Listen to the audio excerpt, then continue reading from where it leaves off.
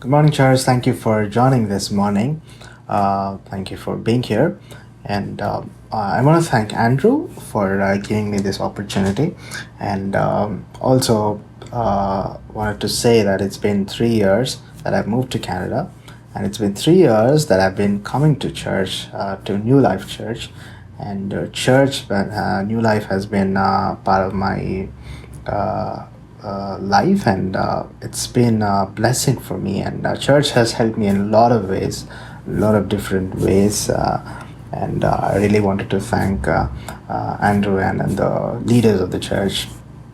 And today we're going to talk about. I titled this as "How to Pass the Test." How to pass the test. This is based on Genesis chapter 22. It's Abraham's story. We all know that God has tested Abraham, tested his faith, and for every test, you either pass or fail. And Abraham has passed the test. Abraham has passed the test. So we are going to look into that passage, and then glean from what Abraham has done, and how it can help us in our personal lives as well. We'll go through the chapter 22, and we'll see. God has called Abraham to sacrifice his own son, Isaac, and Abraham has passed the test. So we also might be going through different challenges in our lives. Sometimes it could be tests from God, but it's hard for us to pass the test because we are actually bombarded with all this emotions, and we don't uncertainty and anxiousness. So this will be a good lesson for everyone who is going through difficult times right now. And we learn from what Abraham has did. And the test could be anything like financial situation, or a job situation, or a family issues, or health, or it could be mental health issues, or family issues, relationships, and anything like that. So we'll see and learn what we can learn from Abraham's life. So we're going to turn our Bibles to Genesis chapter 22, verse 1, where God said, it says, sometime later, God tested Abraham. I'm reading from an NIV version, Genesis chapter 22, verse 1. He said to him, Abraham. He replied, Here I am, he replied. Then God said, Take your son, your only son, whom you love, Isaac, and go to the region of Moriah. Sacrifice him there as a burnt offering on the mountain I will show you. So this is where God has tested Abraham. He's asked Abraham to take his only son and give him as a sacrifice. So this is Genesis chapter 22, 1, and we see in Genesis chapter 22, 12, here is the result of Abraham's test. Now I know that you fear God, because you have not withheld from me your son, your only son. So this I consider as the result for Abraham's test. So it's a pass. Abraham has passed the test. So we all know the story of Abraham, and how intense the situation is, where he has to sacrifice his only son, for whom he have waited for very long. And but that's not what we're going to look at today. We're going to look at a couple of statements, couple of comments, or a couple of things that Abraham has said in between verse 1 and verse 12 while he's going through this test. The two statements, and from those two statements, we will understand how Abraham has handled the situation, and what helped Abraham to say those kind of words, and we'll learn from Abraham, and we'll apply to our own lives in the situations that we are going through. So the first one is Genesis chapter 22, verse 5. He said to his servants, Stay here with the donkey, while I and the boy go over there. We'll worship, and then we will come back to you. Most of you have read this verse, and maybe you have already seen this verse where it says, we will come back. So God has asked Abraham to to sacrifice his son. So he goes to region of Moriah, near to the mountain, with his two servants, and with his son. And then when they come closer to the mountain, he'll ask the servants to be there. And here he specifically says, while I and he says, we will worship and then we'll come back to you. This is the first statement. And then the second statement is coming from Isaac. The question's coming from Isaac. Isaac says, Isaac spoke up and said to his father Abraham, "Father." "Yes, my son," Abraham replied. "The fire and the wood are here," Isaac said, "but where is the lamb for the burnt offering?" Abraham answered, "God himself will provide the lamb for the burnt offering, my son." And two of them went on together. So these are the two statements that we are going to learn from this morning. The first one is Abraham saying to his servants, it's totally surprising for me when I'm reading it for the first time a couple of years ago, where he said, "We will come back." God has asked Abraham to sacrifice his son. That means he'll go to the mountain, he'll sacrifice Isaac, and he'll come alone. But he said, "We will come back. We will come back to you." So Abraham is confident, and his confidence is in something. And that's what we're going to look at. And the second verse, this is intense because it's coming from Isaac himself, who is going to be sacrificed by his own father in few moments from there, right? When Isaac asks Abraham, "Where is the lamb?" Abraham says, Abraham cannot say, "You are the lamb." That's why Abraham says, "God will provide the lamb for the burnt offering." Abraham is confident about something. We'll see what that confidence and where that confidence applies, where that confidence is coming from. Even in our lives, when we are going through this trouble in situations, this can be useful for us. So I just want you to think like Abraham here. Put yourselves in the shoes of Abraham and think about Abraham's situations there, because Abraham, when he was 75, God has promised Isaac, and Isaac was promised like 25 years ago before he was born, right? And but Isaac was born when Abraham is like 100 years. So Abraham waited for Isaac for about 25 years. So God gave Isaac to Abraham for after 25 years, and now he's asking him to give him up. It's literally sacrificing Isaac with his own hands. So Abraham might have loved Isaac, his only son, and it's very hard, it's very intense. Even when Isaac is questioning his dad about the lamb, Abraham is a human being, right? So he also had emotions, and but it's very surprising how confident Abraham is when he's talking to his servants and his son.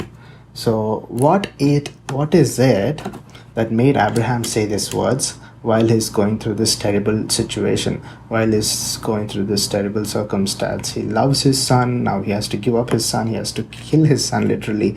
And then but Abraham looks cool, and he says, "Oh, we will come back. We'll worship the Lord. We will come back." And then, "Oh, God will provide the lamb." And he's confident about something. What is it that made Abraham say these words while he's going through this situation?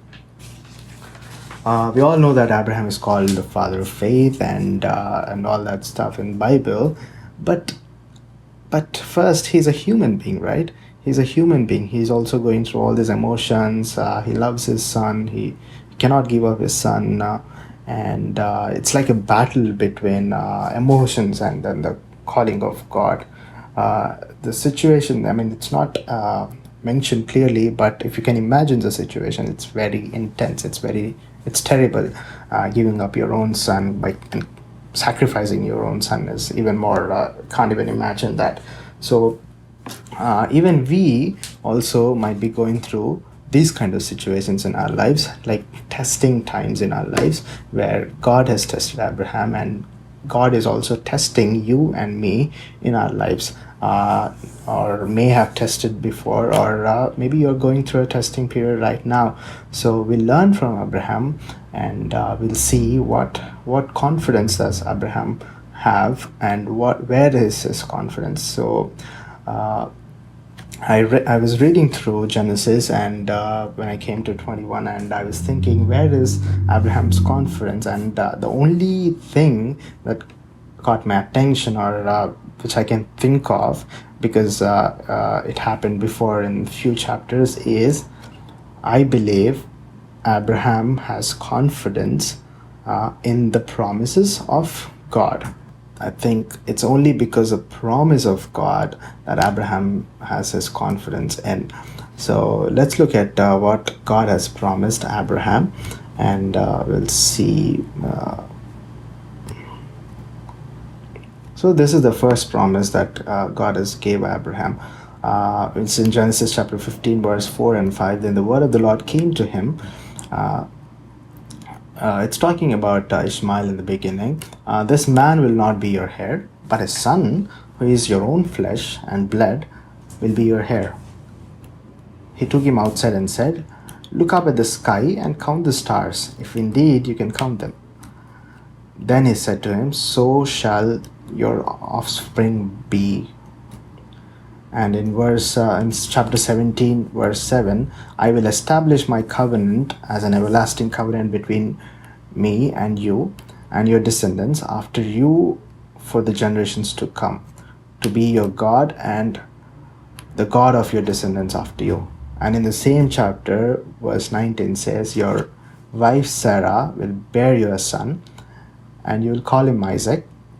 I will establish my covenant with him as an everlasting covenant for his descendants after him."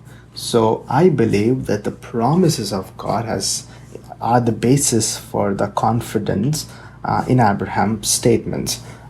Even in the first statement where he said we will come back, second statement where he said God will provide, because God has literally promised Abraham that he will use Isaac, and he will multiply the descendants of Abraham. So God can never go wrong. So Abraham's confidence is not only in the promises that God has made him, but also Abraham have known his God very much, that his confidence, he knows that his God is faithful, the God who called him out of the land of Ur, and he has saved him from the Egyptians, and he did a lot of things for Abraham. So Abraham knows the character of God. He not only is holding on to the promise, but he knows the character of God. That's why, and that's where the confidence of Abraham is. That's why he was able to make those statements even while he's going through those terrible times. And if you're listening to this morning and then you were thinking, so what is it for me? That promise is just for Abraham. I want to tell you that Jesus and Jesus gave a lot of promises for us, and even in the Bible there are a lot of promises that you can hold on to. It's important that you hold on to the promises and pray and believe in them, but it's also important that you know your God is a faithful God, that you know your God is the one who can fulfill that promise. For example, you're going through any kind of situation, be it health or financial situation or a job situation.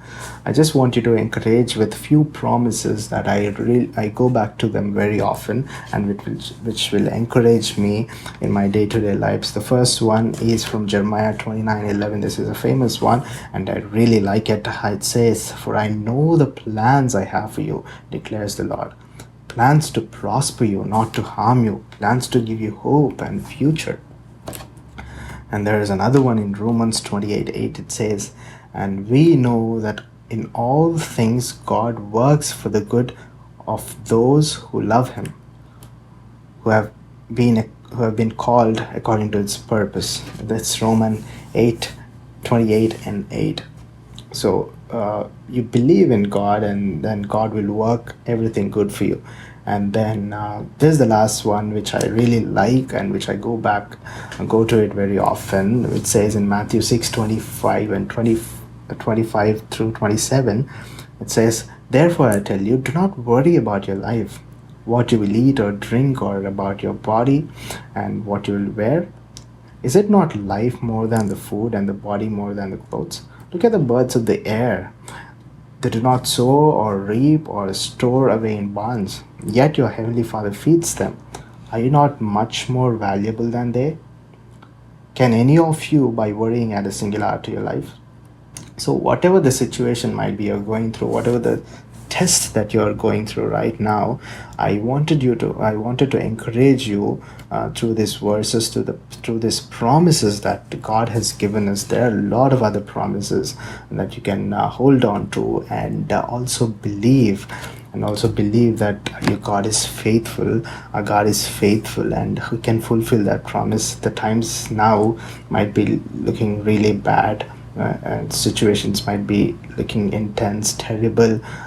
You don't know, you don't have control over the situations, but I wanted to encourage you by these promises, and remind you that our God is faithful, and the God who has promised will always fulfill the promise.